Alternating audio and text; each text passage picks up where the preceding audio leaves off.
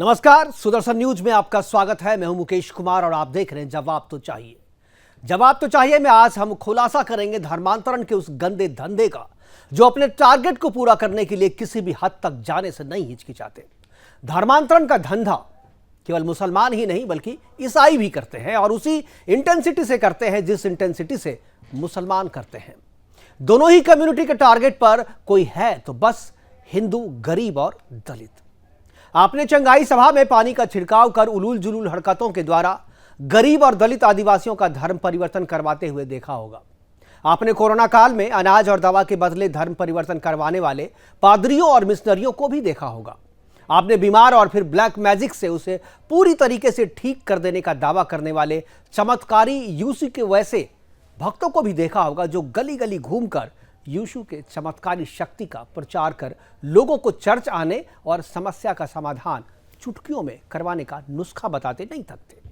यह सब आपने इसलिए देखा होगा क्योंकि इन सभी का भांडाफोड़ हो चुका है, थाने में मामले दर्ज हो चुके हैं, कोर्ट में कार्रवाई चल रही है। लेकिन आज हम आपको बताने और दिखाने वाले हैं धर्मांतरण के इश्क में पागल एक ऐसे पादरी के ब्लैक मैजिक की कहानी जो अपने धर्मांतरण के टारगेट को पूरा करने के लिए कहीं पर कैसे भी और किसी भी तरीके से काला जादू करने से बाज नहीं आ रहा है। इस बार धर्मांतरण गैंग के इस पादरी ने टारगेट किया है महाराष्ट्र के सरकारी अस्पताल को।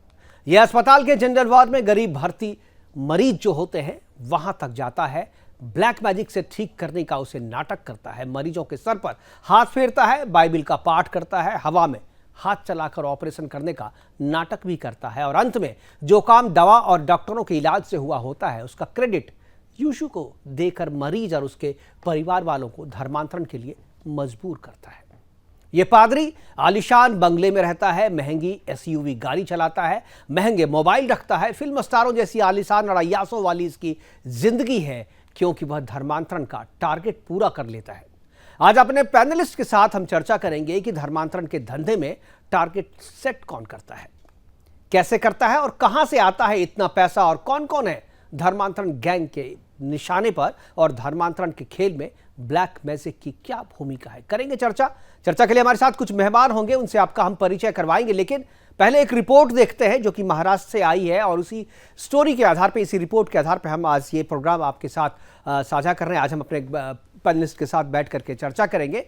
ये एक आईसीयू की कहानी है। उस कहानी के बाद से जो है हिंदू जो संगठन है उन्होंने इसका विरोध भी किया। पहले एक रिपोर्ट देखते हैं, रिपोर्ट के बाद परिचय करवाएंगे अपने पैनलिस्ट से और उसके बाद चर्चा की शुरुआत करेंगे।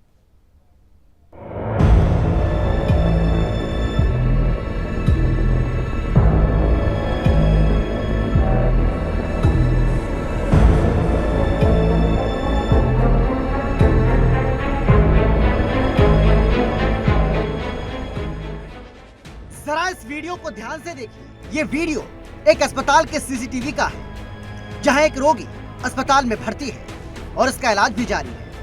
लेकिन हैरानी की बात यह है कि इस वार्ड में हो रहे इलाज के दौरान न ही किसी डॉक्टर की जरूरत पड़ रही है और न दवाई की और न ही किसी इंजेक्शन की। ये बात आपके लिए हैरान करने वाली हो सकती है, लेकिन महाराष्ट्र के सांगली में एक नहीं, दो नहीं, न जाने कितने ही मरीजों का इलाज इसी तरह से बिना डॉक्टर के किया जा रहा है।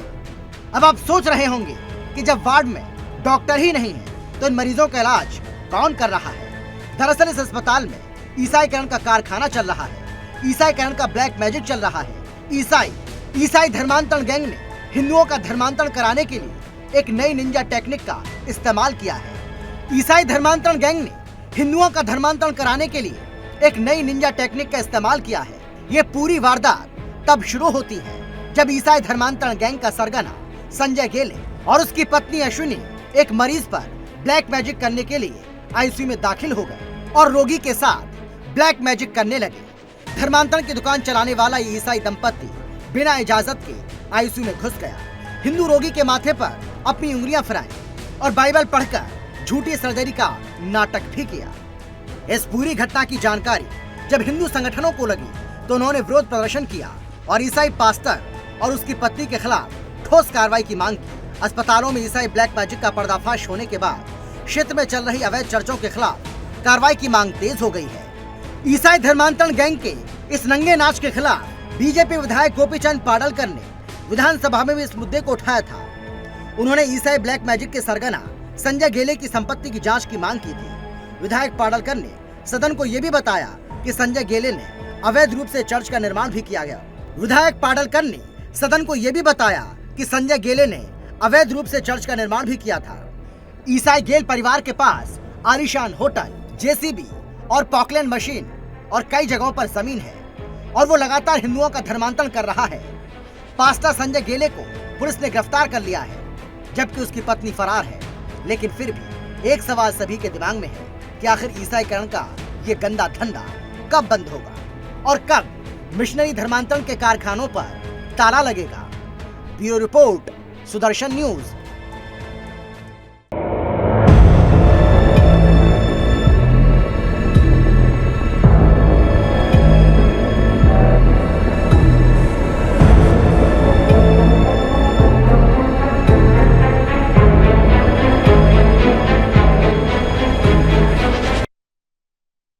करेंगे चर्चा के लिए हमारे साथ जोसेफ मसीह जो हैं वो पादरी हैं, वो हमारे साथ जुड़ेंगे अभी थोड़ी देर में। इसके अलावा डॉक्टर पार्थिव सांघवी हैं हमारे साथ, आईएमए के पूर्व अध्यक्ष हैं, वो भी हमारे साथ जुड़ेंगे। और आचार्य विक्रमादित्य सांग हैं, ये भी हमारे साथ जुड़ गए। आचार्य जी आपका स्वागत है, डॉक्टर साहब आपका भी स्वागत है। और जोसेफ मसीह साहब जुड़ेंगे, उनका भी एडवांस में स्वागत है। आएंगे तो उनसे बात की शुरुआत करेंगे, लेकिन पहले मैं चर्चा की शुरुआत डॉक्टर साहब से करना चाहूँगा, पार्थिव सिंघवी से। पार्थिव जी, ये जो अब जो धंधा है, मैं धर्मांतरण के बारे में आपसे नहीं पूछूंगा, लेकिन एक चीज़ मैं जानना चाहूँगा कि अस्पताल निजी हो या सरकारी, आईसीयू में किसी को जाने की इजाज़त जो है नहीं होती है। और वहाँ पर अगर कोई बाहरी व्यक्ति जाता है और इस तरीके की चीज़ों को अंजाम देता है, वहाँ पर ब्लैक मैजिक करता है और रोगी को मानसिक तौर पे, रोगी को ही नहीं बल्कि उसके जो अटेंडेंट होते हैं उसको भी मानसिक तौर पे ये कन्विंस करने की कोशिश करता है कि दवा से आपके मरीज का इलाज नहीं हो रहा, बल्कि यीशु जो है अपने चमत्कार से आपके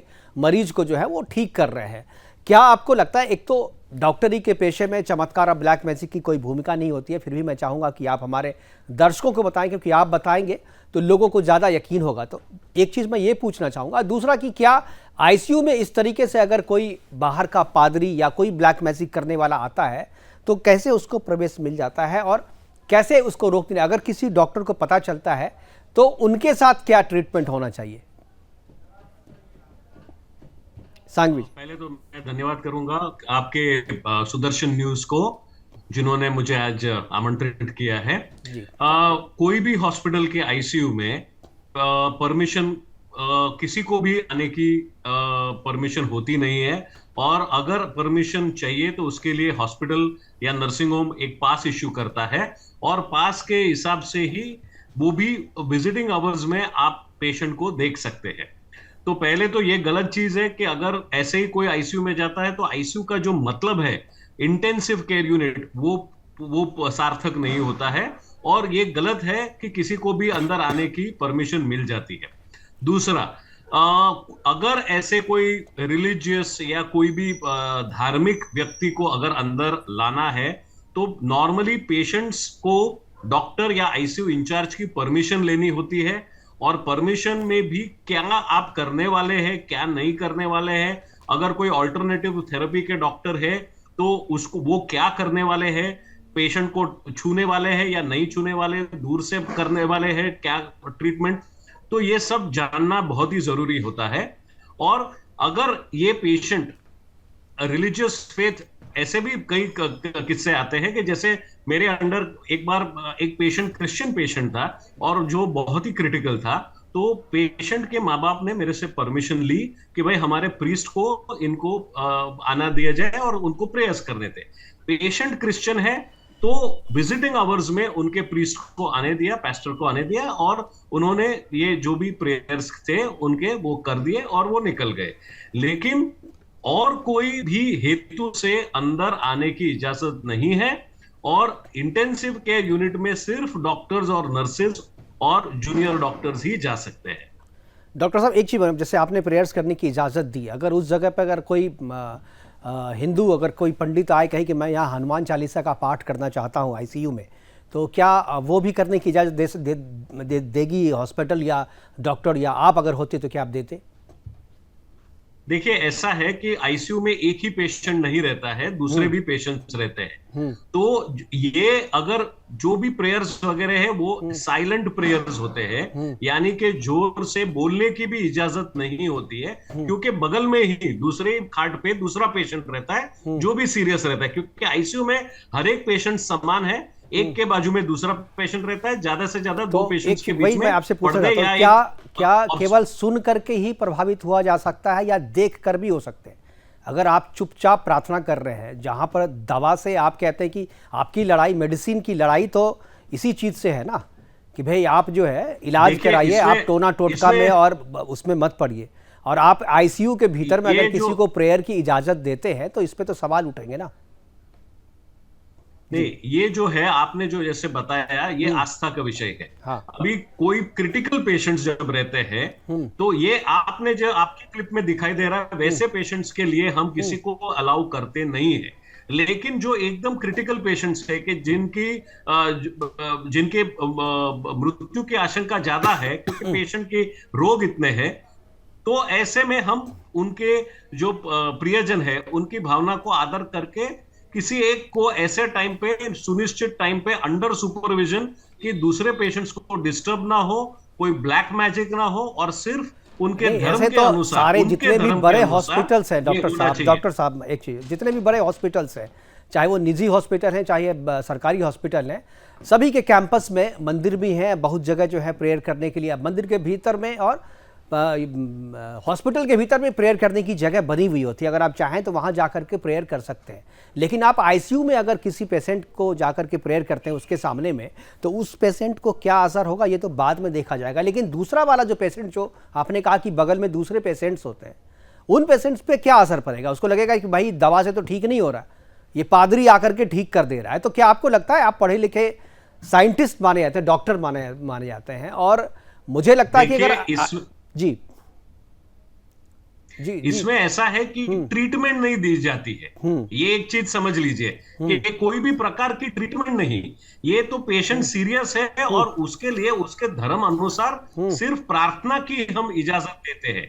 कोई भी तरीके का ट्रीटमेंट नहीं होता है, ना मौखिक, ना कोई हाथ लगा के। मुझे ट्रीटमेंट में, प्रार्थना करने में मुझे कोई विरोध नहीं है उसका, आप प्रार्थना कीजिए, प्रार्थना होना चाहिए। अगर कोई पेशेंट बीमार है तो प्रार्थना में कोई परहेज नहीं है। मैं भी कहूंगा कि प्रार्थना करो, लेकिन आप घर में करो, चर्च में करो, जो जगह बनी वहां करो। आप आईसीयू में आकर के अगर आप प्रार्थना करते हैं तो आपका उद्देश्य प्रार्थना करने से ज्यादा जो है दूसरे लोगों को अपने धर्म के प्रति आकर्षित करना भी हो सकता है। और इसी पे मेरा सवाल है और इसी पे ये हम प्रोग्राम भी कर रहे हैं। जोसेफ साहब भी हमारे साथ जुड़ गए। जोसेफ मसीह साहब, आपका स्वागत है। मैं इसी पे आपसे सवाल पूछूंगा। जोसेफ साहब, क्या आईसीयू के भीतर में प्रार्थना करना और ये प्रिटेंड करना कि जो मरीज ठीक हो रहा है वो दवा से या डॉक्टर के इलाज से नहीं, बल्कि ये ठीक हो रहे हैं यीशु से और बाइबल के प्रेयर करने से, और जिस तरीके से क्रिश्चियनिटी में बताया जाता है ठीक करने का ब्लैक मैजिक, उस ब्लैक मैजिक से आप अगर पेशेंट को ठीक कर रहे हैं और आईसीयू के भीतर में कर रहे हैं, तो ये कितना सही है? क्या आप इसको सही मानते हैं जो महाराष्ट्र के सांगली में हुआ? माफी चाहूंगा कि मैंने लेट ज्वाइन किया। आप सबको मेरा नमस्कार। सबसे पहली बात तो देखिए, मैं कोई भी गलत चीज को यहाँ पे डिफेंड करने के लिए नहीं हूँ।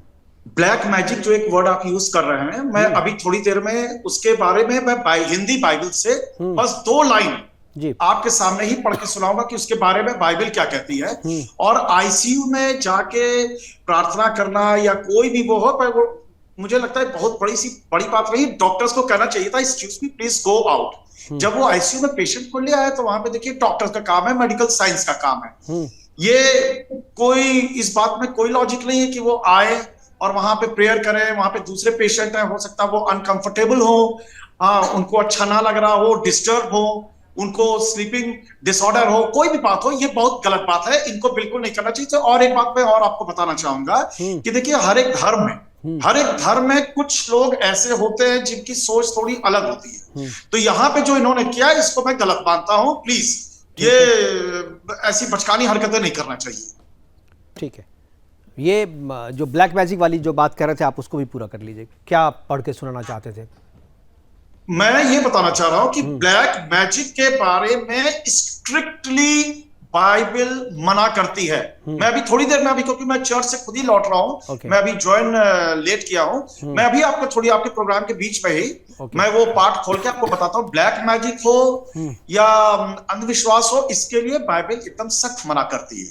और ये इन्होंने जो भी किया, ये कितने कौन लोग हैं, क्या है, इमेच्योरिटी है इनकी कि आईसीयू में जब डॉक्टर हैं, इंटेंस केयर यूनिट, वहां पर तो दवाई, मेडिकल साइंस, अरे डॉक्टर्स को भी ईश्वर ने बनाया है, उन पर जब आप यही करना था तो आप इनको हॉस्पिटल क्यों लाए? आप घर में बैठ के पूजा पाठ कर लिए होते। लेकिन जब डॉक्टर के पास ले आए हैं तो बहुत बड़ा सही सवाल आपने किया। मैं इस पे भी जाऊंगा, इस पे भी आपसे जवाब दूंगा। तब तक मैं विक्रमादित्य जी के पास जाना चाहूंगा, आचार्य जी के पास। आचार्य जी, ये जो सारी चीजें आप सुन रहे हैं, क्या आपको लगता है जिस तरीके से जोसेफ साहब कह रहे हैं, डॉक्टर पार्थिव भी कह रहे हैं कि ठीक है, प्रेयर करने की इजाजत देने को डॉक्टर पार्थिव जो है सही बता रहे हैं, जोसेफ कह रहे हैं गलत है, लेकिन एक चीज कि अगर आपको प्रार्थना करने की ही जरूरत है, अगर आपको प्रार्थना से ही बचाना है, आपको पेशेंट को इलाज से नहीं करना, तब घर में ही रखते। क्या आपको लगता है कि इंटेंशन यहीं से पता चलता है कि बचाना पेशेंट को सेकेंडरी है, पहला जो उनका टारगेट है वो है मैसेज देना कि यीशु ही बचा सकते हैं आपको, और इसीलिए जो है आप हॉस्पिटल आओ चाहे नहीं आओ, चर्च में जरूर आओ? क्या आपको लगता है ये धर्मांतरण का फार्मूला है?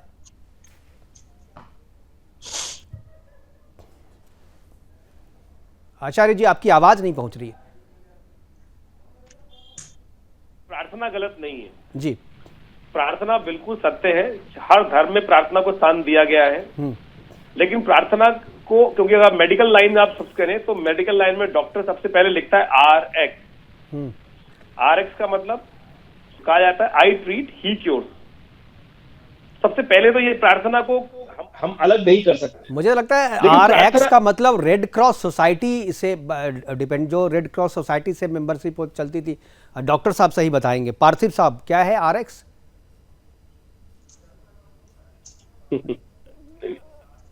RX MBBS से पढ़ाते हैं तो सबसे पहले उसको सिखाया जाता है कि आई ट्रीट ही क्योर्स ही है वो। बाकी डॉक्टर साहब ने अच्छा ठीक, मैं समझ गया जी। आगे बोलिए विक्रमा जी। तो सबसे पहले तो मेडिकल लाइन में सबसे पहला चैप्टर ही फर्स्ट ईयर में यही रहता है कि जो सबसे पहले का RX I treat he cures वाला ही सिस्टम है, और लैटिन के अंदर इस बात को क्लियरली किया गया है।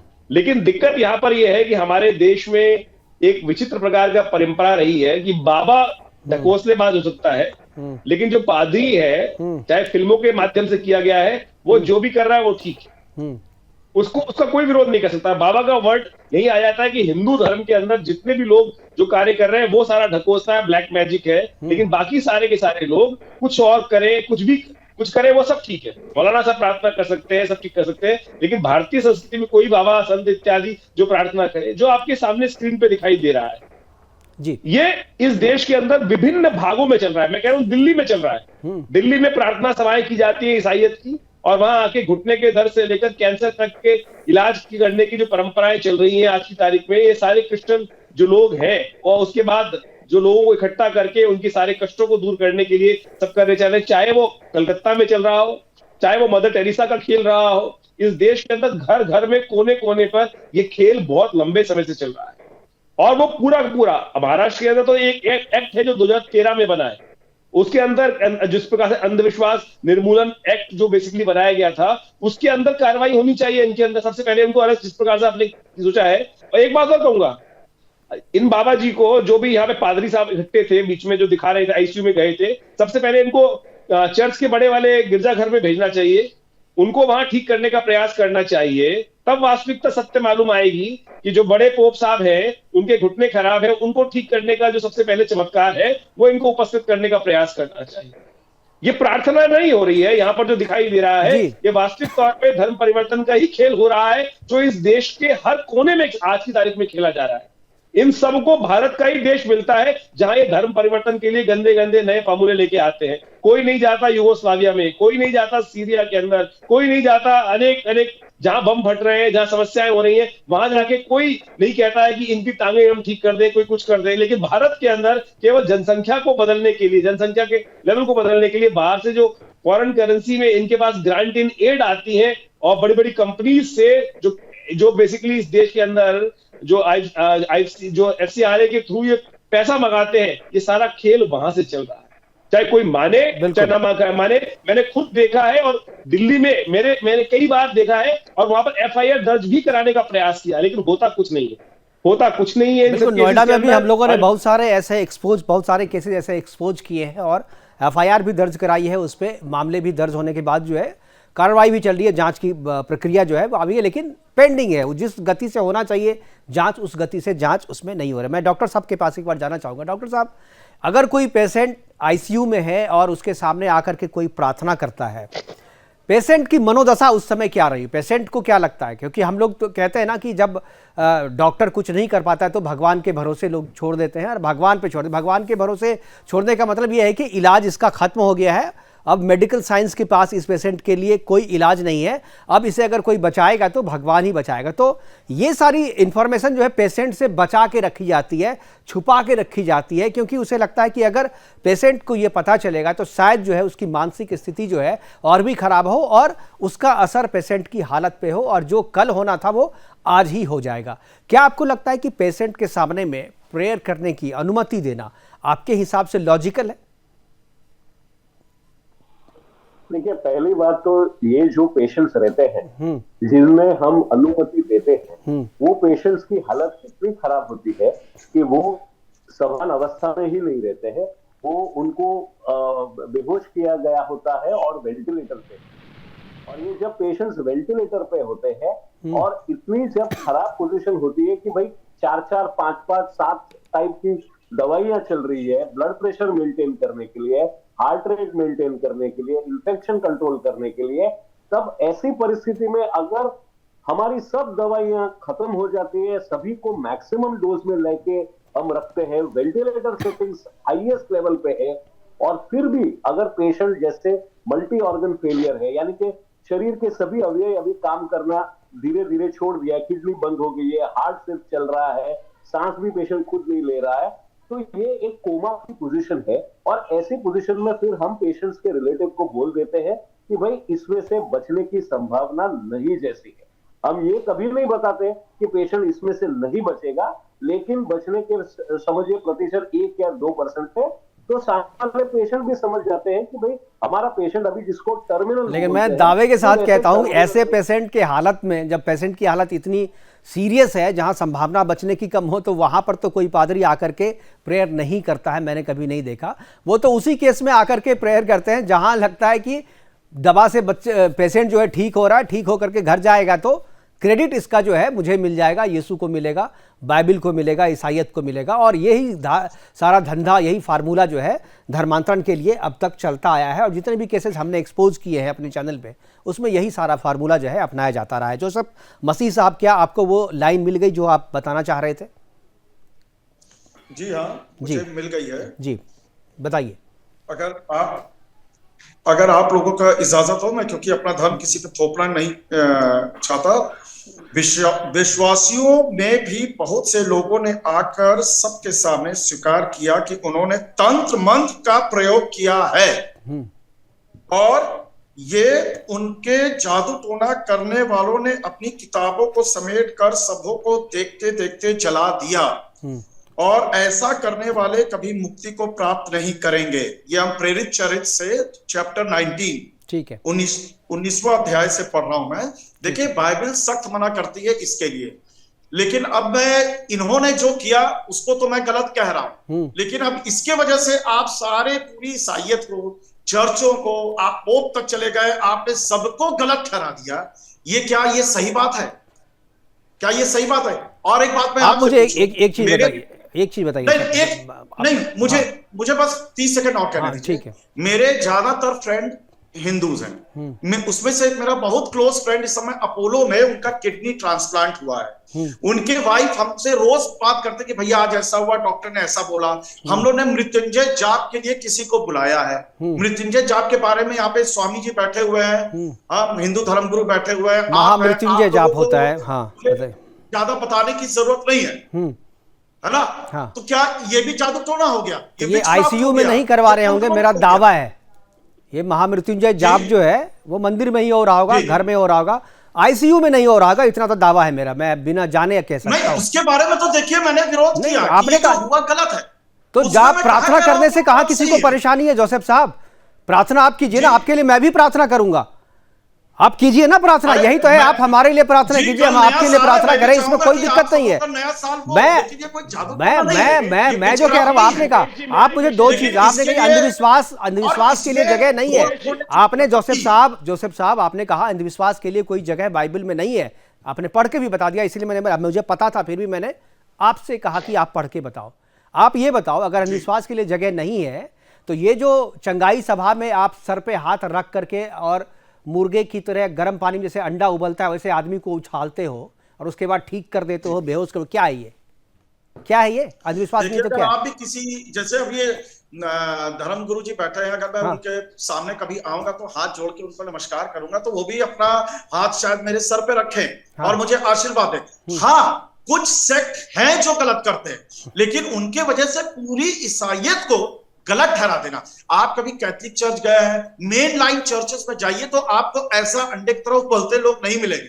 अभी मैं चर्च से होके आ रहा हूं, मैं एक भी जगह अंडे की तरह नहीं हूं, ना एक इंसान वहां पे अंडे की तरह नहीं तो हूं। मैंने नहीं सबको हूं। कहाँ कहा सर, लेकिन मैं जहां जिसको देखता हूं ऐसा ही देखता हूं, मेरा एक मैंने विषय है। सबको देखने का दावा नहीं किया, सॉरी सर, मैंने सबको नहीं देखा है, मैं रोम नहीं गया, मैं रोम के लोगों को नहीं, मैंने आपको चर्च जाते हुए नहीं देखा, आप किस चर्च में जाते हैं मुझे नहीं पता, लेकिन मैं अपने आसपास के जिन चर्चों में जिस तरीके की खबरें करता हूं, मेरे पास जो खबरें आती है, मैंने जो देखता हूं, मैं कम से कम सैकड़ों चर्चों के बारे में बता सकता हूं आपको, नोएडा के चर्चों के बारे में बता सकता हूं, दिल्ली के चर्चों के बारे में बता सकता हूं जहां इस तरीके की बातें होती हैं, उत्तराखंड के बारे में बता सकता हूं, उत्तर प्रदेश के बारे में बता सकता हूं, झारखंड के बारे में, बिहार के बारे में बता सकता हूं, और ये सारी चीजें चल रही हैं, आपको नहीं पता है, मुझे नहीं पता, कैसे नहीं आप पता? अभी देखिए, कभी ईसा मसीह के अगर जीवन के बारे में पढ़े होंगे तो उनके चेले हुआ करते थे, उनके अनुयायी, वो लोग कभी अंडे की तरह नहीं कुचले साहब। मैं आपकी बात बिल्कुल मानता हूं, मैं उनका भी विरोध करता हूं, मैं उनका, लेकिन उनकी वजह से सारी ईसाइयत को ये कलह, ये देखिए हर उसमें कुछ ना कुछ लोग होते हैं जिनके वजह से सारे समाज की बदनामी हो जाती है। ठीक है, आप अच्छी तो मुझे बात, लगता है इन्होंने पहली बात तो आईसीयू में इनको एंट्री नहीं मिलनी चाहिए, सीधी बात। ठीक है आचार्य, आईसीयू में आप जूते पहन, बिल्कुल आचार्य जी कुछ जवाब देना चाह रहे जी, आचार्य जी।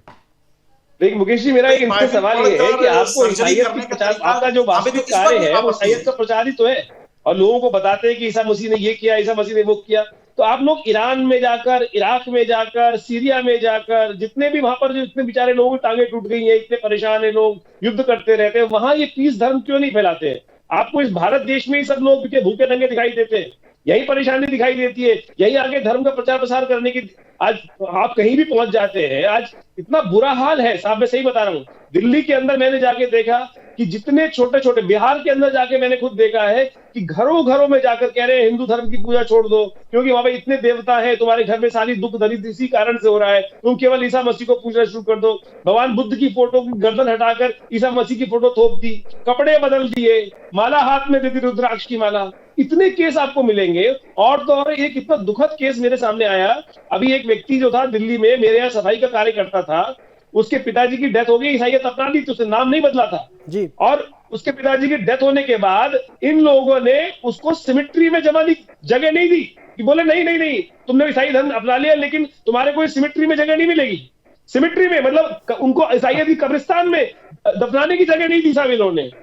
मैं खुद जाकर उसका अंत्येष्टि कराई हिंदू धर्म से। आप समझे कि क्या खेल हो रहा है, इनको कोई मतलब नहीं है कि जो खेल, गंदा खेल रच रहे हैं ये डोनेशन के नाम पर, और जितना ये केवल संख्या बल को दिखाने का बात चल रहा है। पूरे भारत में हर क्षेत्र में जो खेल चल रहा है, हर मतलब आप पंजाब को कितना बुरा हाल कर दिया है, गांव गांव में जाकर। पंजाब में तो हालत सबसे ज्यादा खराब है। आचार्य जी, मैं तो बिहार से आता हूं, मैं बिहार में मैंने गया में देखा है, जहां से जीतन राम मांझी जो कि मुख्यमंत्री भी रहे 6 महीने तक, उनकी कंस्टिट्यूंसी का 4-4 गांव जो है, पूरा का पूरा गांव जो है लॉकडाउन के दौरान ईसाई हो गया, और उनको केवल जो है 5 किलो चावल और 5 किलो गेहूं के प्रलोभन के बाद जो है, प्रलोभन दे करके उन्हें जो है धर्म परिवर्तन करवा दिया गया उनका। क्या कहेंगे जोसेफ साहब, चल तो रहा है धंधा ये? मैं परसों भी आपके चैनल पर था जी, मैंने एक लाइन कोट की थी कि अगर आप जन्माष्टमी में देखेंगे, फ्रांस में, जर्मनी में, वहां पे लोग कृष्ण जन्माष्टमी के दिन कृष्ण की पूजा वंदना करते हुए सड़कों पे नाचते हुए दिखेंगे। क्या वो भी साफ प्रलोभन से बन गए? नहीं, उनके हमारे यहाँ सामने तो वो बताया हिंदू क्या नहीं हो होगा सकते। कृष्ण जी के बारे में, जोसेफ अच्छा लगा। साहब कन्वर्जन का कंसेप्ट हिंदू में नहीं है। मेरी बात सुन लीजिए आप। हाँ ठीक है मेरी बात सुन लीजिए जी। उनको अच्छा लगा, उन्होंने उसको एक्सेप्ट कर लिया। और अभी साहब अरे आपने आने वाले ब्रेन वॉश समय किया में भाई, देखिए आपने ब्रेन एक वॉश दूसरा किया, धर्म का बहुत आपने प्रचार ब्रेन वॉश हो किया, रहा है, वो है आपने गलत बात एथियस्ट। रखी सामने।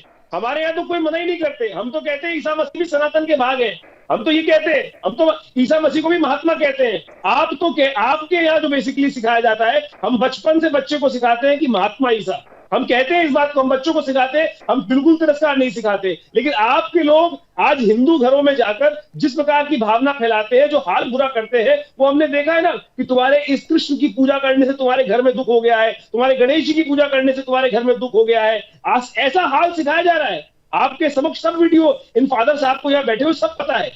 ये मुझे नहीं लगता असली पादरी है। अगर असली पादरी होते तो एक्सेप्ट करते कि बिल्कुल साहब ये खेल हो रहा है।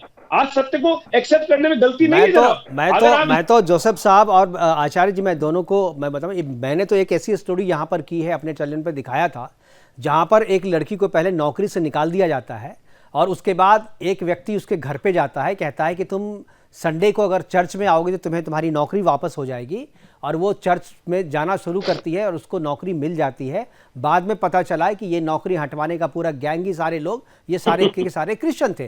कंपनी भी क्रिश्चियन की थी, हटाने वाला एचआर भी क्रिश्चियन था और उसको चूंकि धर्म परिवर्तन करवाना था, इसीलिए ये सारा स्वांग रचा गया था, ये सारी चीज़ें रची गई थी। और इस तरीके से बाद में खुलासा हुआ और उसके घर से मंदिर को हटा करके वहाँ पर चर्च की वहाँ पर क्रॉस टांग दिया गया। तो जोसेफ साहब, इस तरीके के सारे उदाहरण हमारे सामने हैं, तभी हम इस तरीके की बातें कर रहे हैं। आप कह रहे हैं कि हमने सारे पादरियों को, पूरे ईसाइयत को हमने बदनाम कर दिया। हम सभी आदमी को नहीं देखे, लेकिन जितने भी लोगों को हमने देखा है सब ऐसे ही देखे। सारे कौवे को किसी ने नहीं देखा, लेकिन सारे कौवे काले हैं कहते हैं ना लोग, जितने को देखो सब काला ही है।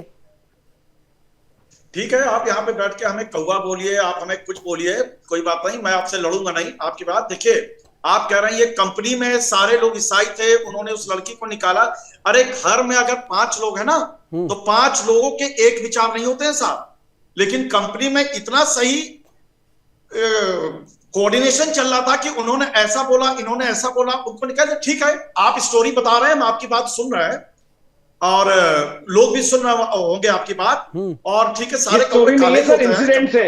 ये स्टोरी नहीं, कहानी नहीं सुना रहे हैं, सारे लोग हम कपोल कल्पित कल्पनाएं नहीं सुना रहे हैं, ये इंसिडेंट्स है, ये प्रैक्टिकल हुए हैं, घटनाएं हैं, ये घटनाएं, कहानी नहीं सुना रहे हम बैठ के यहाँ पर। ये सत्य घटनाएं घट रही हैं और मैं जानता हूं कि फादर साहब भी जानते हैं कि ये घटनाएं घट रही हैं। लेकिन मुझे नहीं लगता कि इनकी ईसाइयत में इतना दम है कि इस बात को एक्सेप्ट करे कि ये गलती हो रही है, ये गलती हुई है। आज अगर वास्तविकता होती तो इनको एक्सेप्ट करना चाहिए था, यहाँ पर एक्सेप्ट करें जाकर ये गलती हो रही है, एक्सेप्ट करें साहब। एक्सेप्ट नहीं करेंगे आप। मैंने जिस प्रकार का धंधा इस देश में किया है, तमाम मिशनरीज इस देश में धंधा कर रही है, आगे धंधा कर रही है, धंधा तमाम मिशनरीज इस देश में धंधा कर रही है, गंदा धंधा कर रही है, बिल्कुल गंदा धंधा कर रही है। और ये बात खुलेआम हर बच्चों को पता है। आप मैं बताऊं किस प्रकार से ब्रेन वॉश करते हैं बच्चों को, गाड़ी अटका देते हैं रास्ते में, फिर कहते हैं जय हनुमान बोलो, नहीं धक्का ब्रेक नहीं छोड़ते, स्टार्ट नहीं करते हैं। उसके बाद आ जाता है कि जय शिव बोलो, नहीं करूंगा, जय श्री राम बोलो, नहीं करूंगा, ईसा मसीह का नाम लेते बोलो, जय जीसस बोलो, गाड़ी में सेल्फ मार देते हैं। अरे हमने एक एक घटना कैसे बच्चों का ब्रेन वॉश किया जा रहा है, एक एक घटनाएं। अरे घटनाएं भाई, वही बात तो कह रहा हूं, यही बात तो कर रहा हूं। ये जो है ना, एक स्टाइल है ऑपरेट करने का, कि जो सामने आकर के आप जो है जो कर रहे हैं, बाद में जो आदमी कर रहे हैं उसको इंडोर्स मत करो, उसे बता दो वो मेंटली रिटार्ड है और उससे हमारा कोई मतलब नहीं, हम उसका विरोध करते हैं। लेकिन अंदर खाने सब चल रहा है, सब ठीक ठाक चल रहे हैं। कुछ आदमी फ्रंट पे आकर के उसका बचाव ये आप गलत एलिगेशन लगा रहे हैं, ये आप गलत एलिगेशन सब पे लगा रहे हैं। खैर, आपका चैनल, आप जो भी बोले, नहीं, मैं तो आपको भी बोलने के लिए उतना ही समय दे रहा हूं। मैं ऐसा नहीं जो कि आपको रोक रहा हूं बोलने से। और मैं तो सारे, ठीक है, ये घटनाएं जब बात गलत है तो वो गलत है, जो बात गलत है साहब वो बिल्कुल गलत है। लेकिन आप एलिगेशन लगा रहे हैं, गंभीर आरोप लगा रहे हैं आप जोसेफ साहब हमारे पास आ जाइए। सारे उत्तर प्रदेश में और नोएडा में सारे थाने में दर्ज मामले वो बता रहा हूं मैं। अब हमारे पास आइए, मैं आपको भेज दूंगा व्हाट्सएप से सारी घटनाएं, जिन घटनाओं का जिक्र मैंने किया है, एफआईआर की कॉपी के साथ आपको भेज दूंगा। तभी आपको यकीन होगा कि हम लोग किस्सा गोई नहीं करते, फैक्ट्स पे बात करते हैं। और ये एक तो घटना मैं भूल ही गया आपको बताने, जहां पर विकलांग बच्चों को मिशनरी के द्वारा जो है धर्म परिवर्तन करवाया जा रहा था। ये भी तो नोएडा की ही घटना है ना, सेक्टर 57 की, सेक्टर 58 की। एक दो घटनाएं थोड़ी हुई हैं यहाँ पे। आप जाकर के सर्च करो, सारी चीज़ें मिल जाएंगी आपको। और जोसेफ साहब, अगर सही में आपको ईसाइयत को बचाने हैं ना, अगर सही को आपको लगता है कि ईसाइयत पे दाग हम लगा रहे हैं और उस दाग से आपको बचना है और धोना है दाग को, तो अपने लोगों को कहिए कि ये सारी चीज़ें छोड़ दें। अगर आप नहीं करते हैं तो अच्छी बात है, लेकिन मुझे यकीन नहीं हो रहा है। मैं सीधी बात, मैं झूठ नहीं बोलता, मुझे यकीन नहीं हो रहा कि आप ऐसा नहीं करते या आपको ऐसी जानकारी नहीं है। सारे लोग जो लोकल जी, आपके जो लोकल रिपोर्टर होंगे उनको आप किसी दिन मेरे घर भेज दीजिए और 1-2 दिन से उनको ब्रेक ही करने दीजिए। मेरे घर हम लोग कभी भी ऐसा नहीं हुआ कि अपना धर्म किसी पे थोपा। देखिए, ये बहुत ओछी चीज है, ये बड़ी अच्छी बात नहीं है। हाँ, आप लोग अपना, अरे आप लोगों ने पैसे देकर, खाना देकर कैसे कैसे इस देश में पूरे नॉर्थ ईस्ट को परिवर्तित कर दिया, पूरे क्षेत्र में परिवर्तित कर दिया। आप गोवा की पुर्तगालियों की कहानी जाके सुनेंगे ना, किस किस तरह से आप लोगों ने क्या किया है। आपको भी पता होगा। तमिलनाडु में, तमिलनाडु में, आंध्र प्रदेश में क्या हो रहा है, तेलंगाना में क्या हो रहा है, पॉपुलेशन कैसे बढ़ा रहा है। जब आप नहीं कर रहे हैं तो आप लोगों का पॉपुलेशन कैसे बढ़ रहा है? कन्वर्जन को क्यों आप लोग, कितनी सेंसस के हिसाब से पॉपुलेशन कितनी है हमारे देश की? परसों में आपके, हाँ, अरे आप तो नाम ही नहीं बदलने देते भैया। आप तो केवल कहते हो गले में क्रिश्चियन, गले में क्रॉस डालो, नाम मत बदलो। क्योंकि बेचारे जो शेड्यूल ट्राइब्स हैं लोग, उनको कहते हो कि अपना कोटा खत्म मत करो। इतना बुरा हाल कर रखा है आप लोगों ने। आप लोगों ने खेल ऐसा कर रखा है, केवल भगवान कृष्ण की, राम जी की, गणेश जी की फोटो हटा लो, केवल यीशु मसीह लगा लो और संडे को चर्च में आया करो। नाम भी बदलने की जरूरत नहीं है। आपके यहाँ पादरी जो है ये जाके शिक्षा देते हैं और उसके बाद कहते हैं वो तो इसलिए आचार्य जी, वो तो इसलिए क्योंकि रिजर्वेशन का फायदा जो है इन्हें मिलता रहे। वो तो नाम बदल लेंगे तो फिर दिक्कत हो जाएगी, कानूनी दिक्कत हो रहा है, वो तलवार के बल पे हो रहा है। और इनके यहाँ तो मीठी छुट्टी चल रही है। बिल्कुल, बहुत सारे ऐसे वाक़े हैं जिस पे अभी चर्चा करना और भी ये इस प्रोग्राम को और भी आगे बढ़ाया जा सकता है, लेकिन समय की अपनी कुछ सीमा है। बार बार प्रोग्राम को वाइंड अप करने का इशारा किया जा रहा है। तो हमारे साथ जुड़ने के लिए जोसेफ साहब, आपका डॉक्टर पार्थिव सांघवी थे, आपका भी, और आचार्य विक्रमादित्य जी, आपका भी बहुत बहुत धन्यवाद। आप जुड़े और अपनी अपनी बातें हमारे साथ यहाँ पर साझा किया। लेकिन महाराष्ट्र में जो घटना सामने आई है, आईसीयू में जिस तरीके से ब्लैक मैजिक करके पेशेंट को ठीक करने का नाटक किया जा रहा है, वो दरअसल कोई ऐसा वैसा नाटक नहीं है, बल्कि धर्मांतरण का खेल चल रहा है। और ये केवल महाराष्ट्र के सांगली में नहीं, बल्कि पूरे महाराष्ट्र में और पूरे साउथ इंडिया में चल रहा है, धड़ल्ले से चल रहा है। उत्तर भारत में भी इसके ये अपने पैर पसारते जा रहे हैं। और यदि जल्द ही कोई सख्त कदम नहीं उठाया गया तो ये कल हमारे और आपके साथ भी हो सकता है। इसलिए अभी के लिए इतना ही, दीजिए इजाजत, नमस्कार।